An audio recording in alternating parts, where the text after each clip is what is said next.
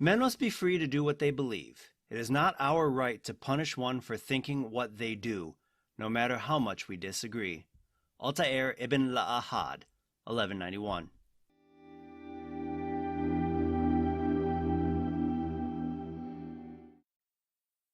Hello, I'm Andrew, and I want to welcome you to Visions of the Past, a podcast all about the lore of Assassin's Creed. This is episode 79, and today we're going to revisit our very first podcast and talk about the first assassin that we ever met, Altaïr Ibn-La'Ahad.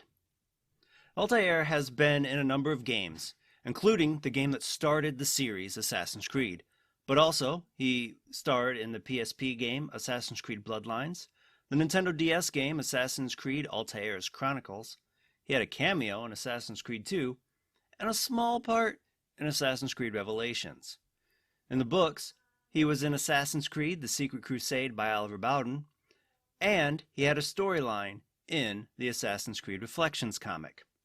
Before we get into talking about what Altaïr did in his life, we need to first talk about his real-world stats. Altaïr's facial likeness is modeled from Francisco Randez, and is voiced by Philip Sabaz in Assassin's Creed, and Cass Anvar in Assassin's Creed Revelations.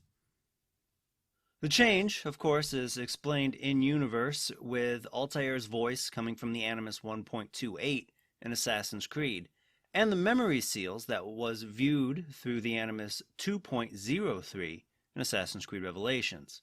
According to the Assassin's Creed game manual, Altaïr is 6 feet tall and weighs 170 pounds. The name, Altaïr Ibn-La'Ahad, is an interesting one. Altaïr actually is the brightest star in the constellation Aquila. The star's name is an abbreviation of the Arabic phrase, and forgive me for this pronunciation, An-Nasar Altaïr, which means the flying eagle. Ibn-La'Ahad is Arabic for son of no one, and what is interesting about this is that in Assassin's Creed Revelations, there's a memory called Mentor's Keeper. And in this memory, Altaïr introduced himself as Altaïr, son of Umar, which would have been translated into Arabic as Altaïr ibn Umar. Now let's take a look at the life of Altaïr.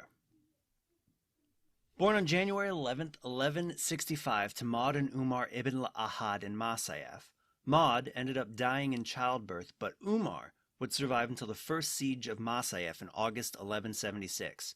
Umar's death came as retribution for killing a nobleman during his escape after giving Saladin a warning.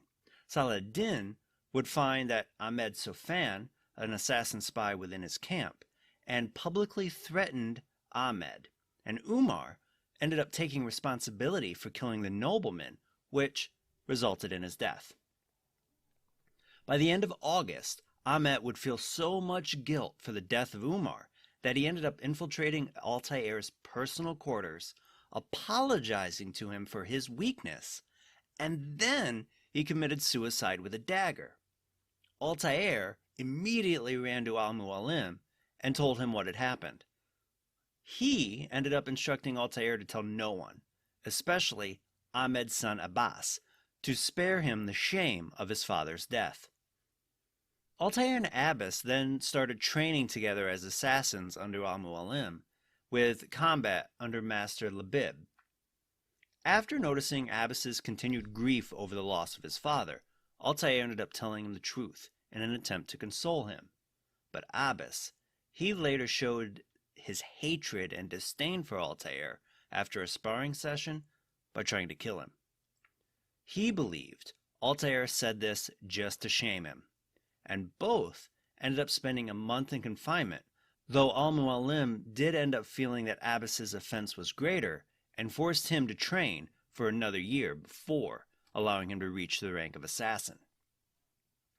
In 1189, Altaïr ended up leading the defense of Masyaf against the Knights Templar, leading to the death of the assassin-turned-Templar Haras. During this defense, he would save Al-Mualim's life, for which Al-Mualim ended up granting him the rank of master. And after hearing of this, Abbas would spit at his feet, which Altaïr ended up sneering at in his first true display of an arrogance that would define his mid-20s.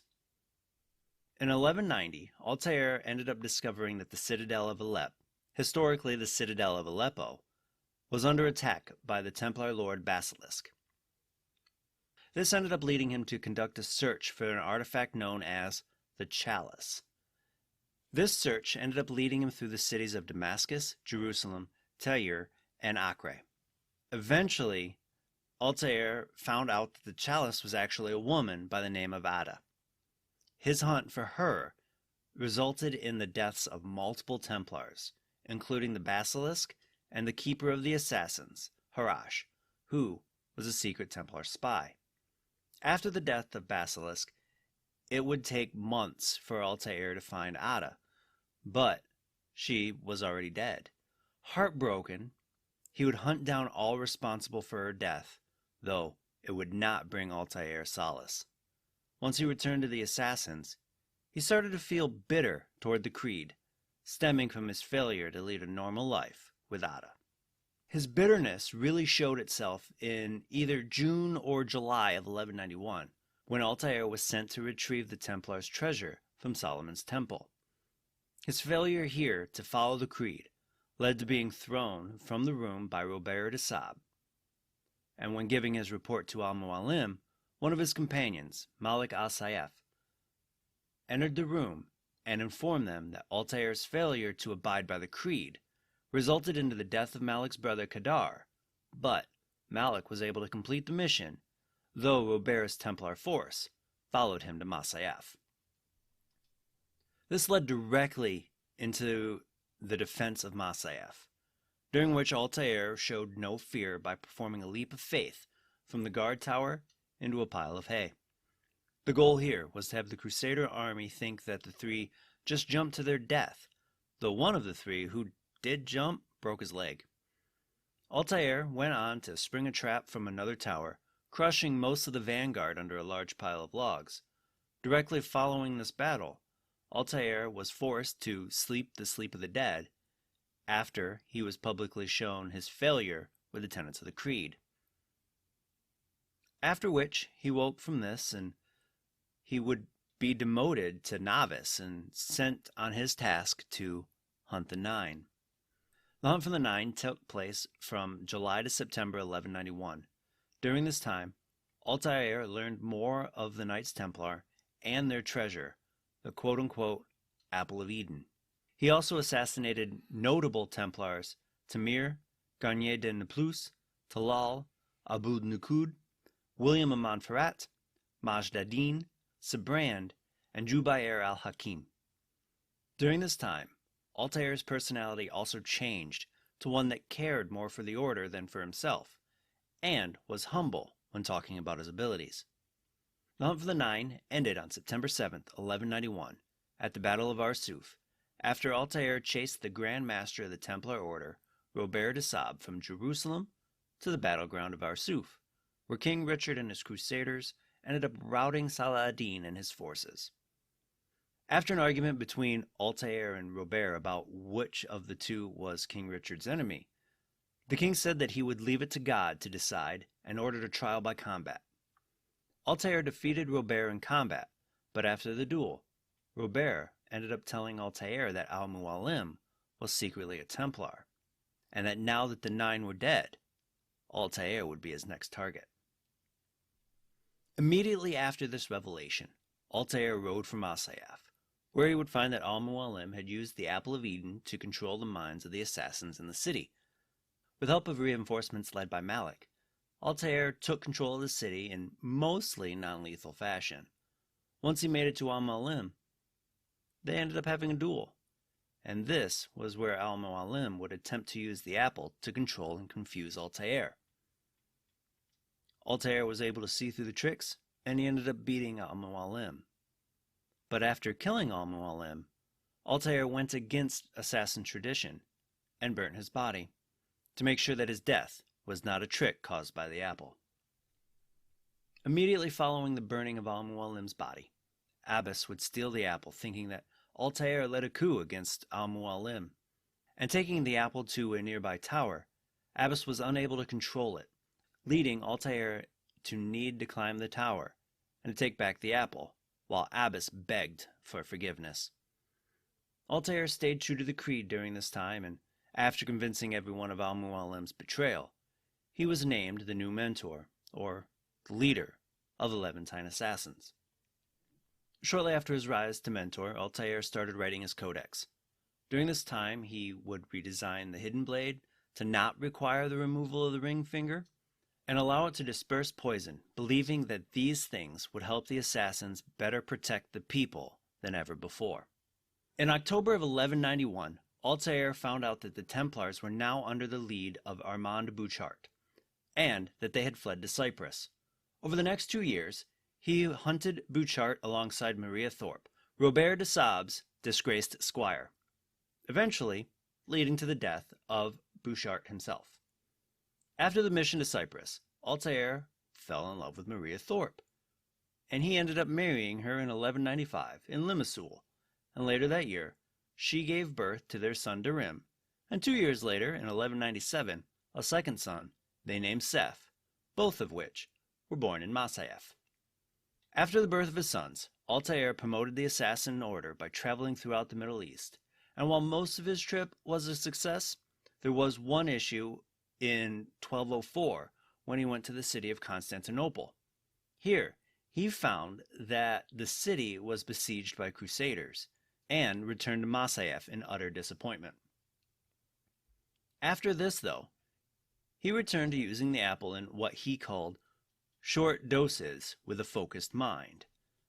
The knowledge that he learned from the apple allowed him to build his armor out of a lighter but stronger metal, the formula of which he later erased from history to prevent it from falling into the wrong hands.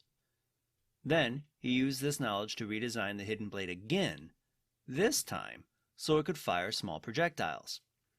Sometime between his rise as mentor to the second redesign of the hidden blade, he also allowed for the members of the Brotherhood to express love for their children, with the belief that love would lead them to be more likely to make the right sacrifices for the right causes. In 1217, the Assassins' expansion was halted by Genghis Khan's rapid expansion of the Mongol Empire.